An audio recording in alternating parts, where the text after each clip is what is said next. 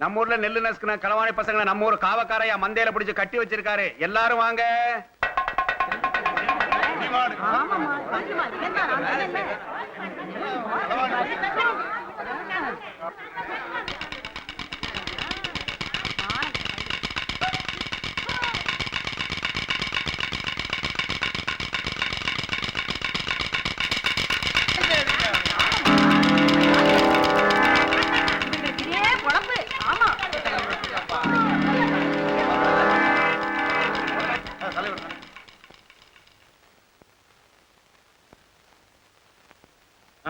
சீக்கிரம் போய் உட்காருங்க.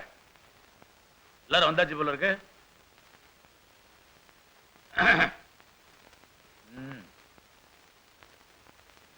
ஆரம்பிக்கலாமா?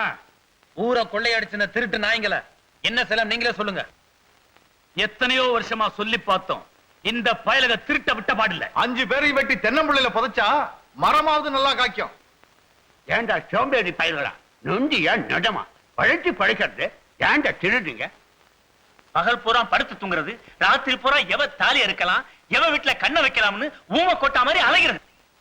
சங்கியா தம்பி மட்டும் இல்லன்னா ஊரையே கொள்ளையடிச்சிருப்பானுங்க களவாணி பசங்க. இவங்க மூஞ்சில துப்புனாலே ரோசம் வராது, நீங்க போய் கீழே துப்புறீங்களே. ஏல அங்கடா வெண்ண முறைக்கிற, முழிய நோண்டி புடுவேன். என்னங்கப்பா இதுக்கு ஒரு முடிவை சொல்லுங்க. ஆளுக்கு 1000 ரூபாய் அபராதம் கட்டினா அவுத்து விடுங்கப்பா. இவங்களுக்கு அபராதம் மட்டும் போட்டா பத்தாது. நம்ம ஊர் பஞ்சாயத்துல இத்தனை பேருக்கு மத்தியில கும்பிட்டு விழுந்து மன்னிப்பு கேட்கணும். அபராதத்தை மட்டும் வாங்கிக்கிட்டு எங்க கட்ட அவுத்து விடுங்க. அதெல்லாம் முடியாது, கும்பிட்டு விழுந்தே ஆகணும். அதான் நசுக்கிற நெல்லையும் போட்டு அபராதத்தையும் கட்டணும்னு சொல்றோம்ல. ஆமா கண்ணுங்களா, உங்களை அவ்வளவு சீக்கிரம் விட்டுற முடியாது. ஏன்னா நீங்க திருந்தவே மாட்டீங்க. மரியாதையை இங்க கும்பிட்டு விழுந்துட்டா உங்க எல்லாருக்குமே நல்லது.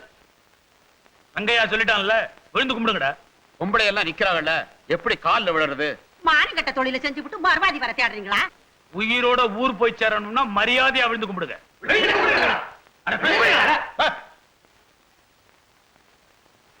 விழுந்து கும்பிடுறோம். ம் அவுத்து விடுங்க.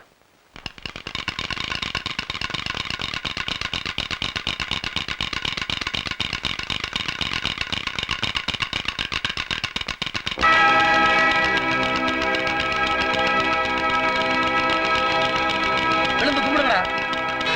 விழுங்குறானா?